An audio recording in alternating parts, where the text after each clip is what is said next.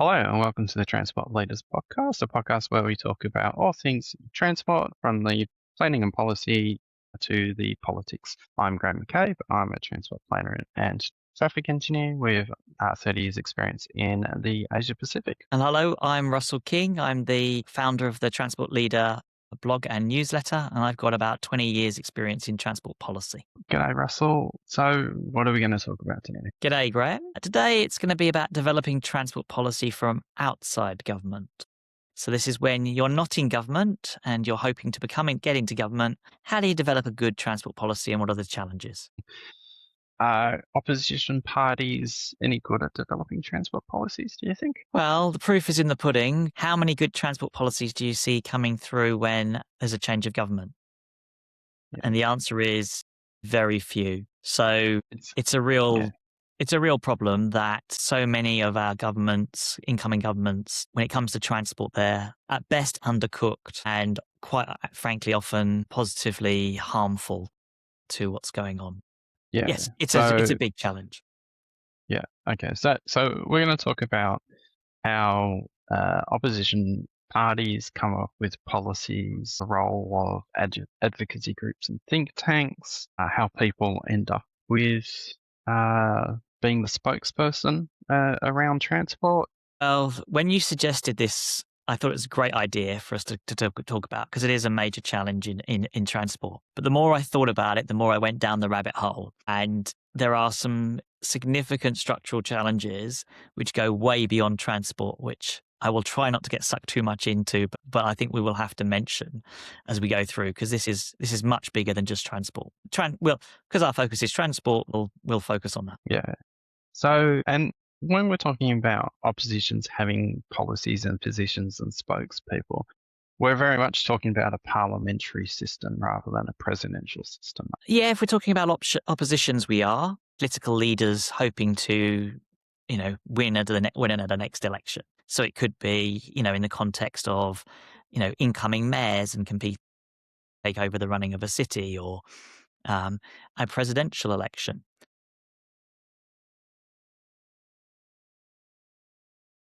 They all have similar challenges in developing a platform for transport, and one that you would hope would be better than what's already there from the existing government. But as we will talk about, that's not really happening. Yeah, okay. Well, let's start with the basics. You have a political party which has philosophical opposition to the current government in some form or other. They want to win government, and they may see transport as a vote winner. So often is it more that they think they can offer things like roads or railways, or do we see that they have more of a philosophical position which guides the things that they're promising or commitments that they're making? Yeah, my personal view is that the vast majority does not have a sort of strong philosophical background, and that's an interesting challenge, I think, at the heart of this. So when you look at what often the heat is amongst the centre-left and centre-right political parties around transport, it's often about things like, franchising bus services versus keeping them in the state. It's about, what one side would call privatization versus the other sort of nationalization. And those are often a lot of the discussions which are very ideological. But the thing is, I think if you spoke to most transport experts and said, do these things make a substantial difference to your transport system? The answer would be not really. There are examples of extremely well-run, state-owned and run and operated transport systems. And there are great examples of private, systems as well, which are franchised and are very successful as well. So there isn't a black and white on these things. It depends on your individual circumstances, how you set up the privatization, how you run your nationalized agencies and entities. There's lots of different factors. It's not simple, but that's where the heat is in terms of the political argument a lot of the time. That's in terms of public transport service provision. Yes. What about is obviously we know, from what we see in the real world, infrastructure is sexy when it comes to politics. Politicians love a good announcement and, a first shovel type event and then a ribbon cutting so they get 3 3 opportunities to announce the same project. Rubbish.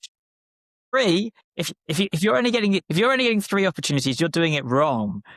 I mean, we had literally, having been in government on this, it's like we would be announcing that the tunnel boring machine was coming into the harbour of Sydney, with footage of the tunnel boring machine arriving.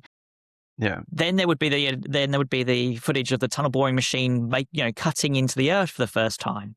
Then there would be the tunnel boring machine cutting through, to finish the tunnel.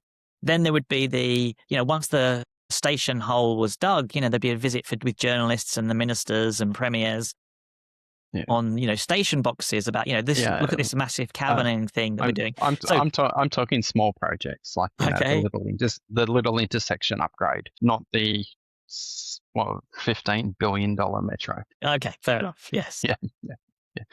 What the majority of actual projects are. Yes, I think. Yes, and number-wise, yeah. And the things that the local politicians really like. Yeah. I think one of the challenges here is that there is a very, let's start with where I think you should go in terms of opposition, where I think we should end up, right? So clearly the centre left and the centre right have very different values, right? And you've talked about how we have different politics on this. So I'll throw the microphone back at you.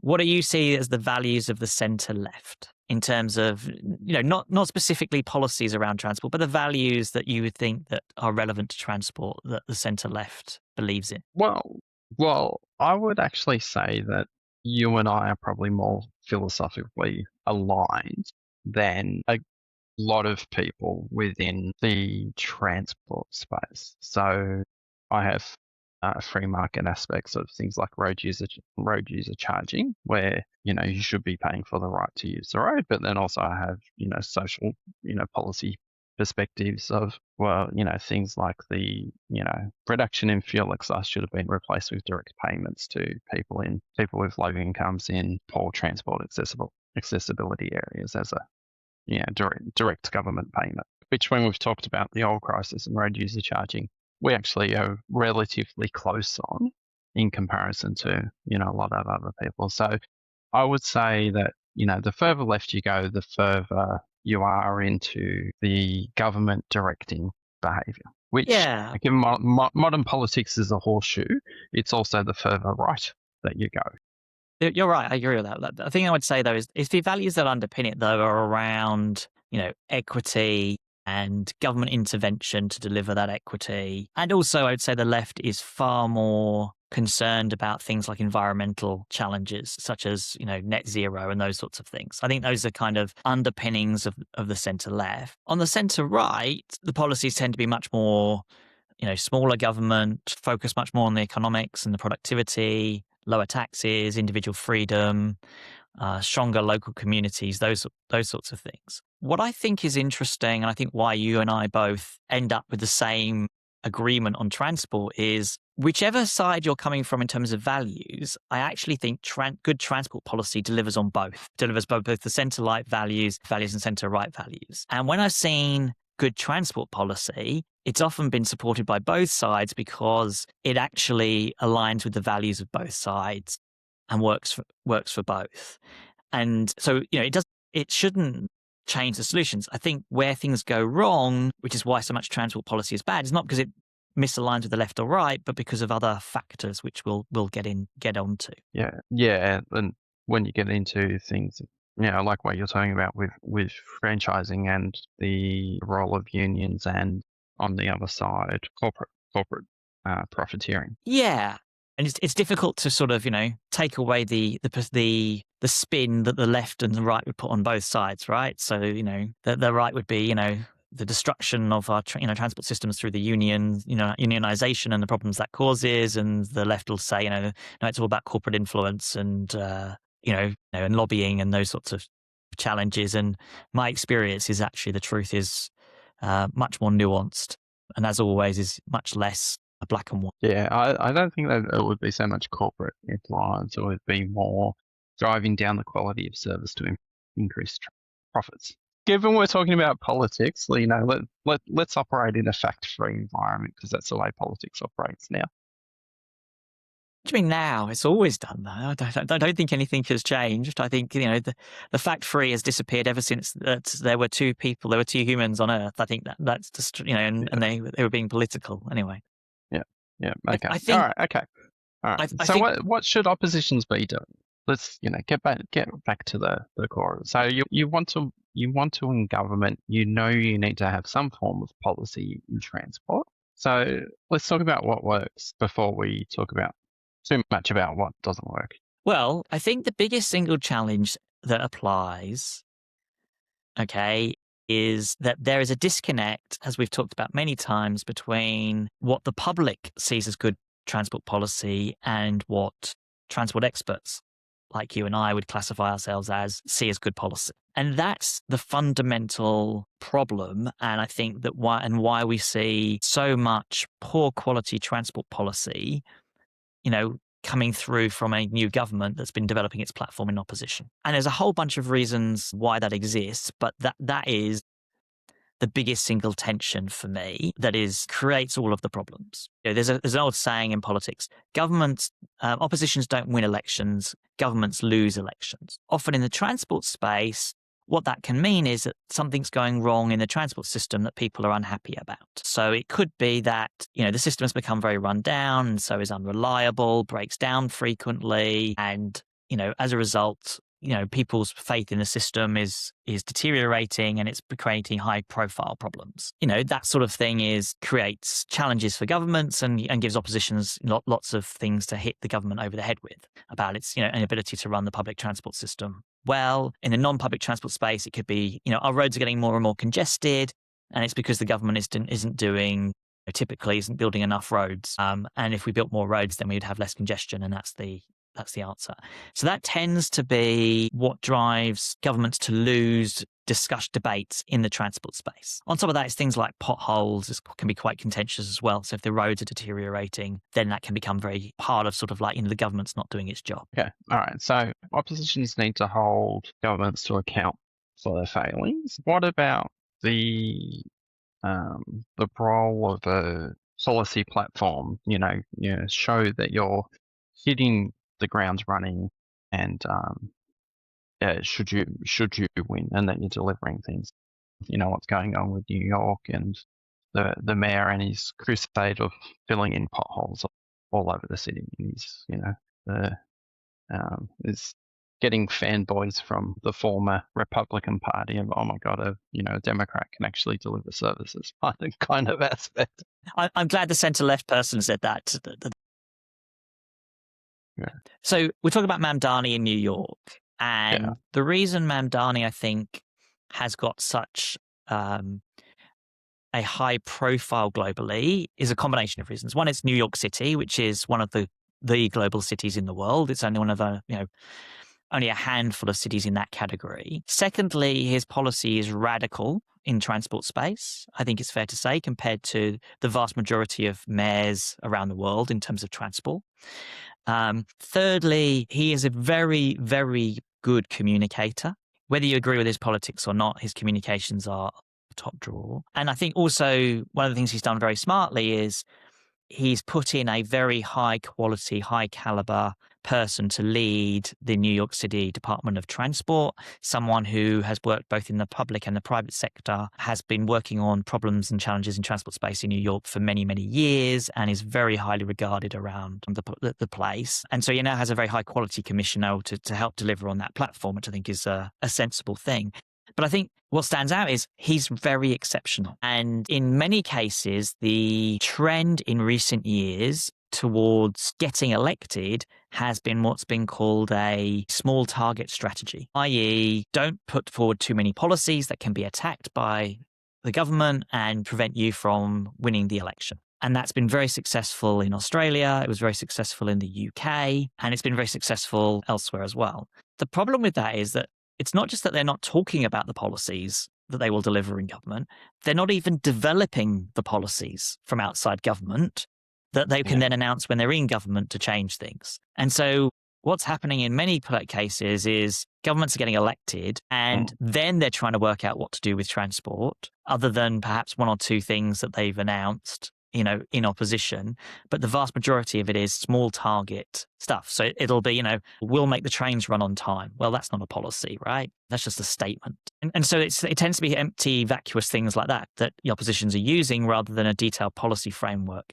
Mamdani stands out because he actually has some policies that are very controversial in some circles, but the dynamics of the electorate in New York worked for him. So he's doing things like, looking at doing New York-style bus rapid transit and bus priorities to speed up the buses significantly. They're going to be rolling out a lot more bicycle lanes as well in New York and making big progress in that space. Obviously, there was the eye-catching free buses, which you and I have talked about, the free fares and the challenges that they pose. But that's quite a significant step change from what's been going on, certainly since Bloomberg left office in New York. Yeah. But that's an exception, not the rule. Yeah. Okay. So he had policy that aligns with his values, has a strong policy platform, and a good political strategy. Yeah, and that's a key thing as well. Is he looked at his electoral coalition that he needed to win, and knew that those policies were popular with that grouping. And in many cases, what you actually find is that there tends to be political tension within a coalition for significant change, which means you can't come up with a political platform for change.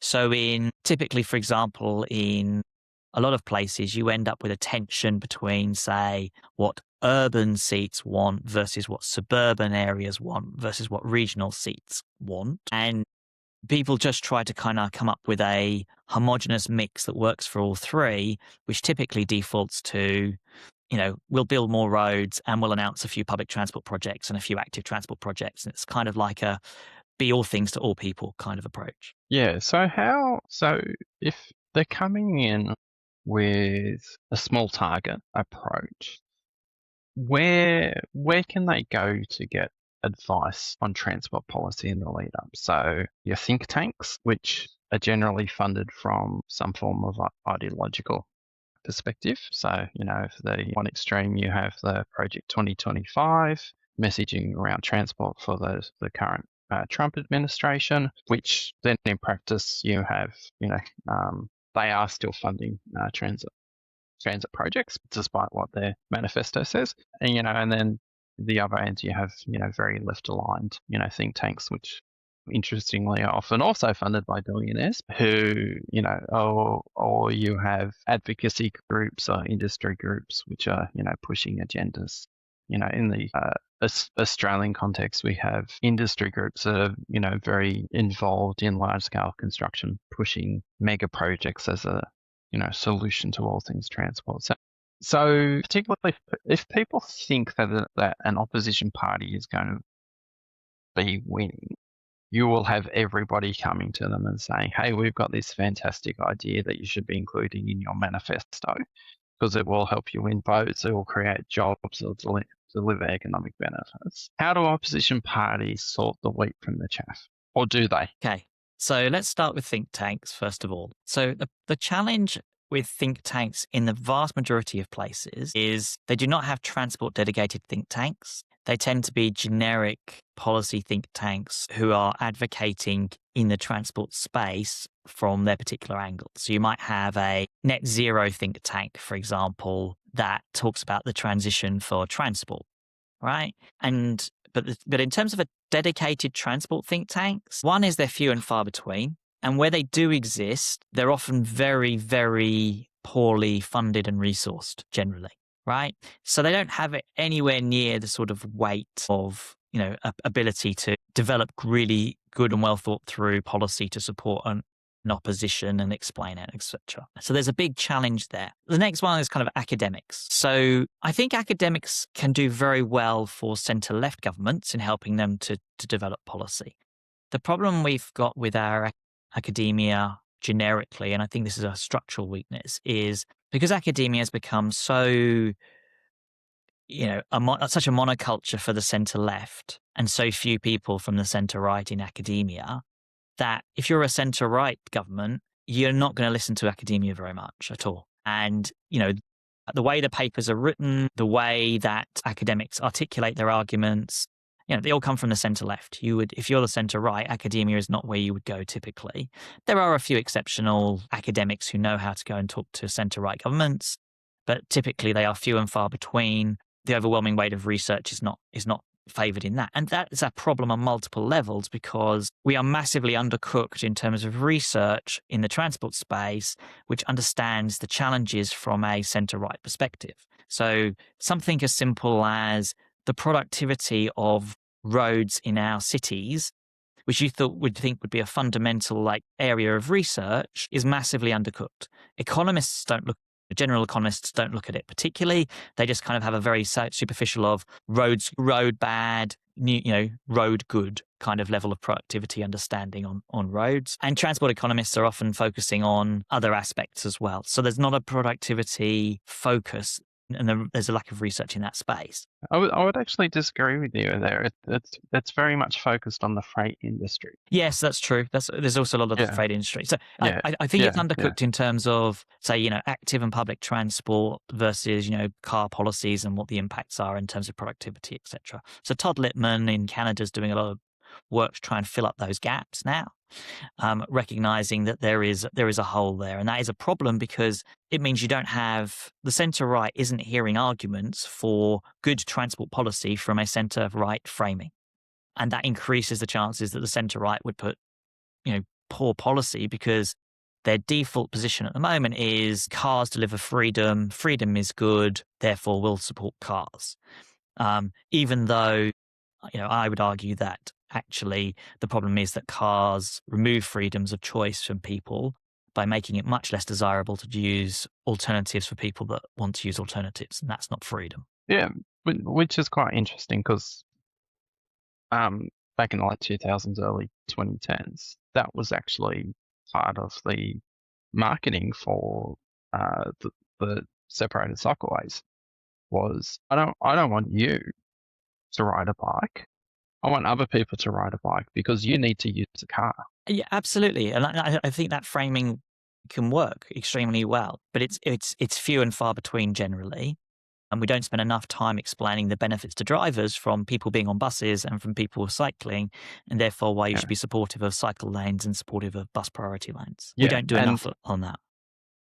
And easing overcrowding on buses was part of the other mantra. So, saying, well, if we do separated cycleways in the inner city, then there'll be more space on buses for people who can't or don't want to ride bikes. Yeah. So we talked about think tanks, talked about academics. The next bunch is, people very well, consultants. Yeah. Well, that's easy. They just all work for government, so and that's part of the challenge is that in the transport space, because it's overwhelmingly nationalised and public sector funded, everybody works for the government. And so if the government has a particular policy, inevitably consultants feel obliged to support it, even if they have reservations in private. So let's take an example, hypothetically, you're a government and you're hypothetically, advocating for a high-speed rail project.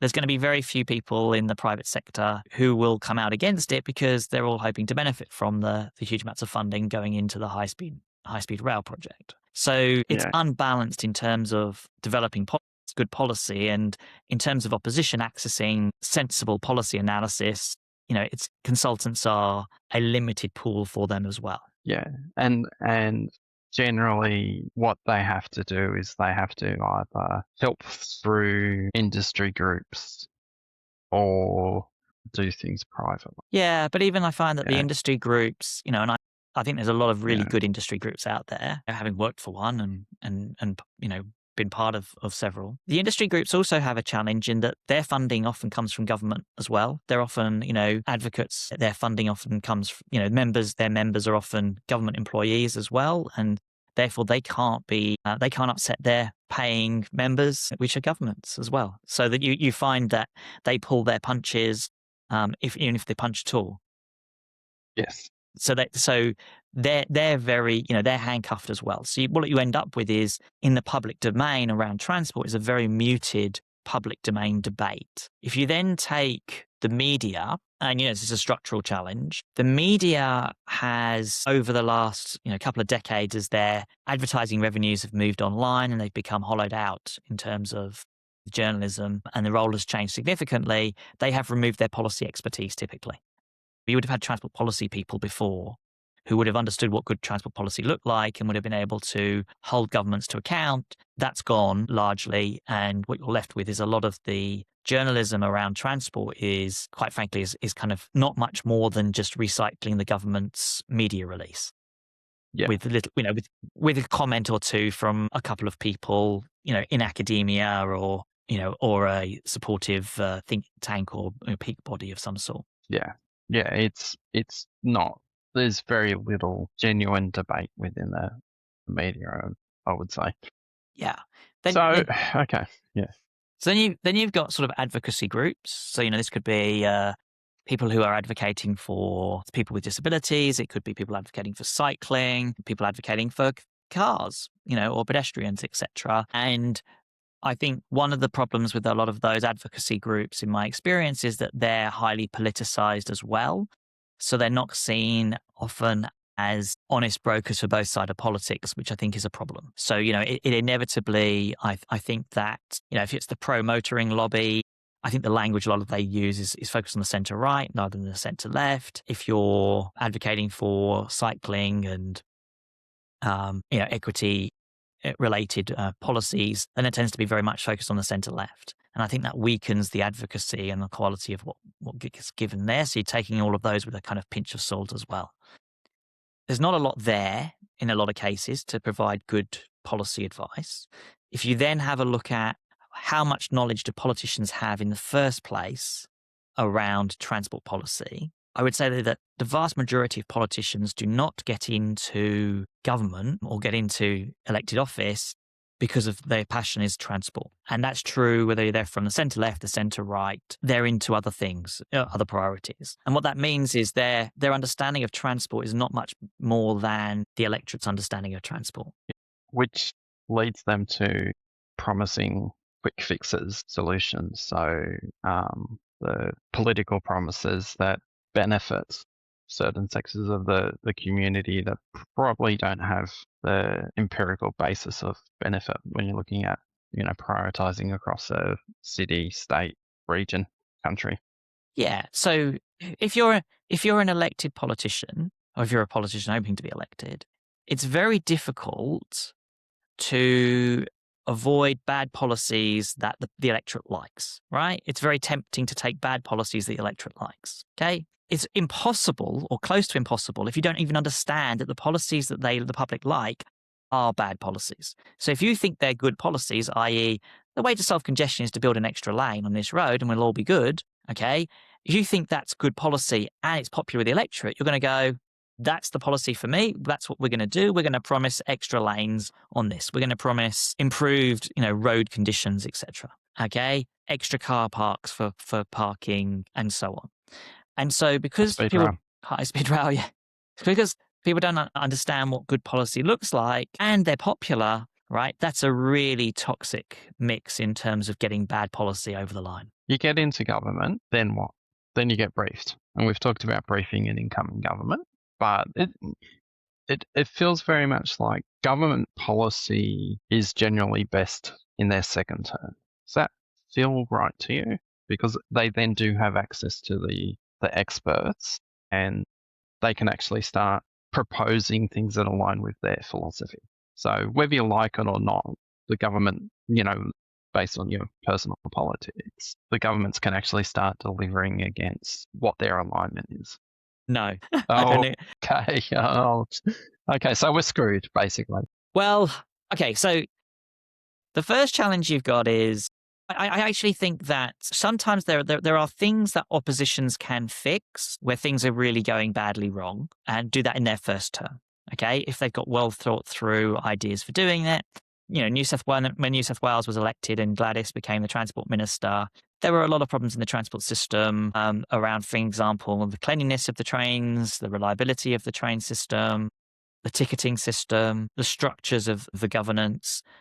All of those things were pretty much fixed very relatively quickly in that first term. So there was noticeable improvements. I mean, things had got so bad that I don't think it was hard to get significant improvements in a number of sort of low-hanging fruit areas. I think And that were they promised on as part of the election campaign? yeah.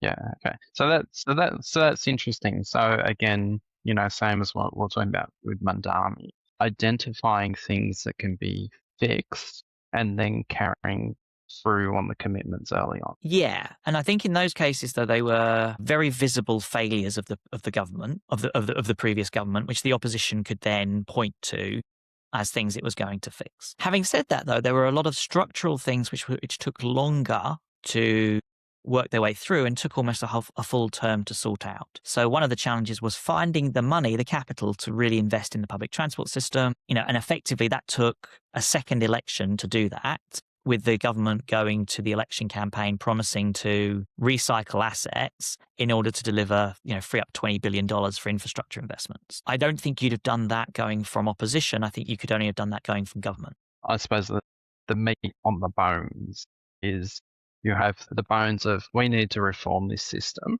and we'll work out how to do it once we get in for our first term. And then the second term was here's some, big hefty things, but, we've been left in a black hole, which every incoming government always says, regardless of political opposition. It's a tactic to cut the things you don't like and start spending money on the things you do like. But this one, there was genuinely no money to spend on infrastructure for a city that had basically gone up by a third in population. Yeah. And the other thing I would say, though, is that works against that is, although the government maybe gets a second term, and that works if you, for example, if it's a mayor of a city and so the mayor who's in charge of transport stays the same, such as in, say, London or New York. But in an Australian context, the person in charge of transport is a minister for transport at a state level, typically. Not in all cases. Sometimes it's city government, local government, as it is in Queensland. But predominantly it's a minister for transport, and the minister for transport's lifespan might be average 2 years, right? So by the time you get to your second term, you might be on your third transport minister, right? And the problem you have is that you're often having to go up that sort of education curve of explaining what good transport policy looks like 3 times, right? And so that takes a lot of time, and it isn't helped if, as we've talked about previously, you've got generalists at the bureaucratic end who are also going up that learning curve, right? And so, that just delays the sort of good advice that you need to be providing to ministers. So it's a significant challenge. So the sidetrack over, getting back to trying to get elected. All right. So temptation to pork barrel and do things which are popular, unless you have a independent office like there are with budget offices, so treasuries, or that you don't have access to expertise, making promises without funding. You're worried about the bureaucracy and the consultant class that's working for them being politicized. How do we get good oppositions? Let's round out with some positive. How do we solve this so that the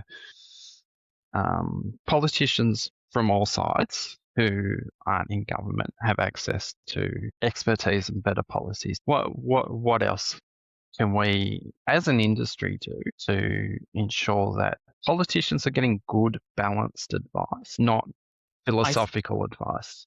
I think as an industry, it's very hard because, as I say, you can't go and talk to the opposition very easily in a way that sort of opposes government policy, because you can't be seen to be opposing government policy when you're relying on funding from government. So it's very difficult in that space. I think it would be helpful if we had ways for the opposition, and some governments do this, but probably not sufficiently enough, of effectively paying for people to work on your policies and access to expertise, so that you can develop good policies by experts, and you're funded that's funded in some way to support that. And it could be, and it could come in a variety of ways. It could be as simple as, we've got a lot of infrastructure agencies now in somewhere like Australia that are supposed to be independent or semi-independent, them having a section which is dedicated to supporting the opposition, developing up their own policies in a kind of independent way and are funded to provide that might be one way of doing it. I'm not saying it's a perfect way. It's not. Yeah. Which is like the budget officers. And so that the models like that do exist to provide independent expert advice to politicians, which is not politicized. And so there's a kind of piece there around being able to access that expertise and develop good policy as a consequence of that. And go up that learning curve, while you're in opposition so that you're not making those mistakes when you're coming into government. Okay. There are people like us who have decided that we're going to speak out on bad policy, but Indeed. you and I doesn't make a, institutional strength. I don't think so. So how do we create a movement around that? Yeah, it's one of the things I've been wrestling with, and I think there's different levels to this.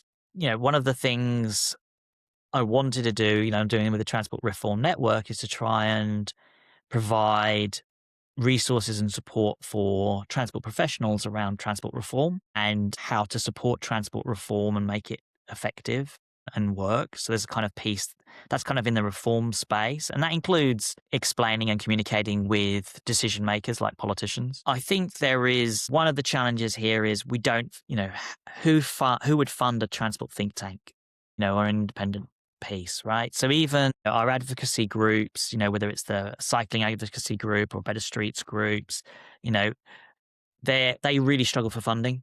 They're very reliant on volunteers and volunteer time. There isn't a strong funding piece there that, provides them with professional people who can support them on a kind of full-time basis and strengthen their capabilities and capacity to influence transport policy.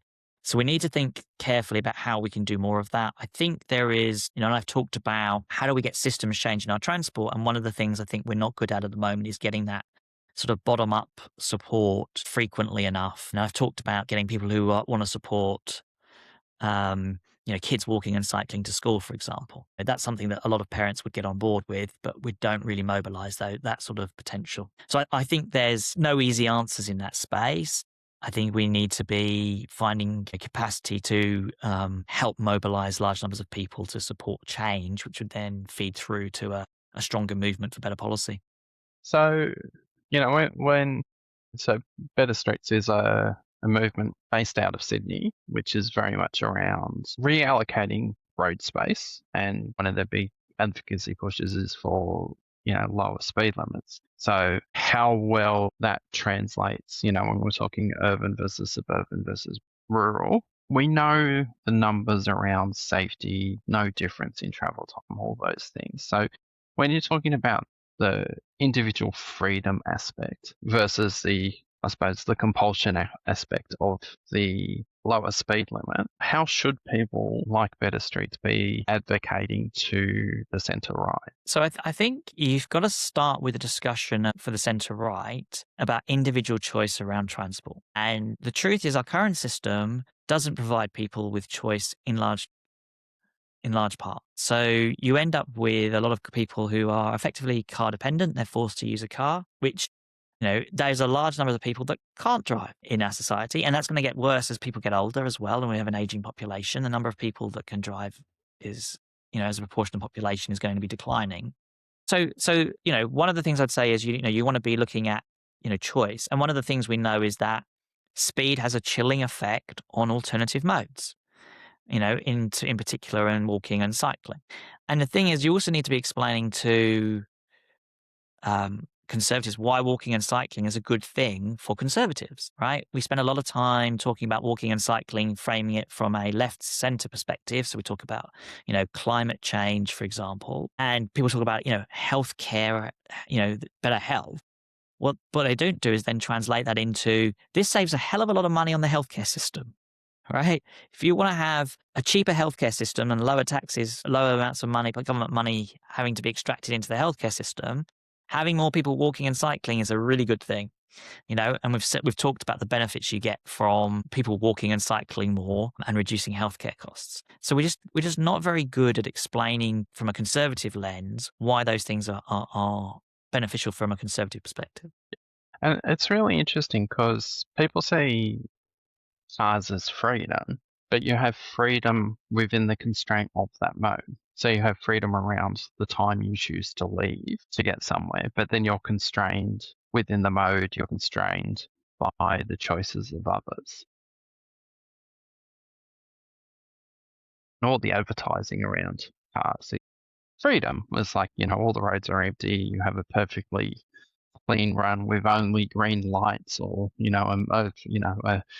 a $500 billion motorway that has no other cars. And it's like, yeah, which is Yeah, complete insanity because everybody knows that's not the reality, but they live in a fantasy world of have freedom, whereas you're actually being constrained by all these other external factors, which included is the way the city's designed requires you to rely on a car. So you don't actually have freedom.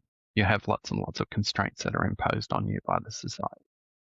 But yes. the marketing and communication isn't you're being locked into this thing, you have no choice. Yes, and Yeah. what we know is that there's a very relatively small group of people who are very vociferous about wanting to prevent any restrictions on their driving, and that includes being unsafe to other people. They believe that they have a right to effectively choose which speed that they want to. The thing I would say is my view is that that is not where the vast majority of the public are. Okay, but in terms of when you're talking about speeds and enforcement, etc., you need to be very careful about how you are communicating that, but be also enforcing it for the public. So if you're enforcing it in a way that, um, the vast majority of the population are going to get fined, there will not be political support for that. All right. And so you need to be very careful about how you do it and how you present it, which is why typically there's a focus around speeds around schools because there's much less political support for people's, arguing for being able to drive fast around schools where they're endangering children. And so once you start, undermining the argument for going as fast as I like, thank you very much, and people, go, well, not around children, you don't. You start with around schools, but actually children, funny enough, don't just walk the 100 meters to school. They will walk and cycle, for several hundred meters around the school as well. And so you get an argument for lower speeds and safer junctions and prioritization for children around those areas as well. So I think it's about, we need to take people on the journey in a lot of cases. Sometimes, there are politicians, high profile politicians, as we've saw in, say, Paris with Anne Hidalgo, who's recently stood down, where they've gone very hard on policies, but those politicians are exceptions. They are not the rule. The vast majority of politicians will want to go much more conservatively, whether they're small c conservative, on changes to these policies and try and take the community with them much more effectively. Yeah. Okay.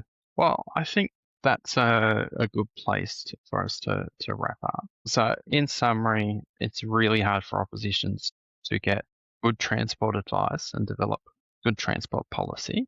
There's an opportunity for the industry to take a role so that everybody, rising tide lifts all boats.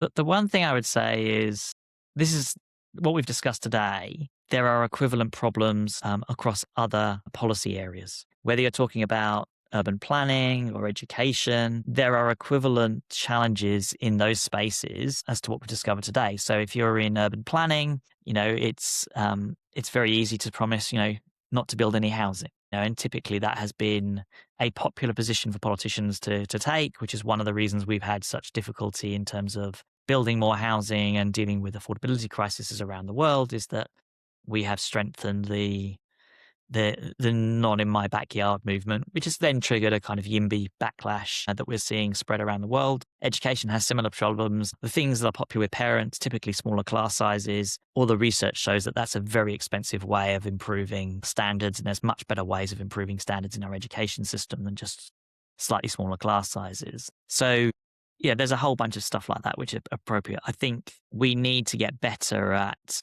I would argue, educating the public around thinking about policy problems in a more sophisticated way, and that education process needs to take place at school. I've written about how I kind of think we don't teach systems thinking to solve problems in schools, and why it's overwhelmingly we teach linear thinking, problem solving. And that's a massive problem because people only take account of first order effects. They think about the direct impact. They don't think about the feedback loops and the unintended consequences that come off it. And they don't think about alternative solutions either. And stacking up those solutions against, the obvious one. The consequence of all of those things is we need to educate people to be able to think much more sophisticatedly about policy than we currently are doing, if we want to get more people understanding what good policy looks like and supporting it. Just tell us what good policy is. The thing I suspect is that in many cases, people will just go, I don't agree with the AI system. So it'll be like they're listening to experts at the moment. It's like, I just don't agree with the expert. An extra lane will fix it. So that's where I think we'll get to with AI is, and we're already seeing that, in a sense of there's a lot of people saying, oh, we need to have humans in the loop. And the argument for humans in the loop in a lot of cases is, well, what if I disagree with the AI? What if it's the difference between should an expert be making a decision or someone who is accountable to the electorate? Mm. It swings and roundabouts, right? So in independent banks, we tend to give it to the experts because the political decision making is often very damaging in that space. I would argue that there are other areas where we should similarly be thinking, actually, the experts would be better making making decisions in this and just do it around a framework that the politicians set. Yeah, I was watching Practical Engineering. Very great little YouTube channel if you want to learn about the basics of civil engineering. But Grady had a really great point at the end, which was something that was instilled in me in one of my very first classes in engineering, is engineers have others' mistakes drilled into them right from the start so that we don't make those mistakes. It's primarily been things around structural things that collapse and kill people or things that have big failure modes, but we need to do that more in the transport space so we don't end up with the entire world being 18-lane freeways. Ideally not. Yeah. Ideally not. Yeah. Good place to finish, Graham. Thank you very much for your time today. Right. Thank you, Russell. Always fantastic to chat with you. And please like, subscribe, comment. If you're feeling super generous, chuck us $1 or $2 to help support this. Any money will only go into improving our production quality. And we will see you next week. Thanks, Russell. Thanks, Graham.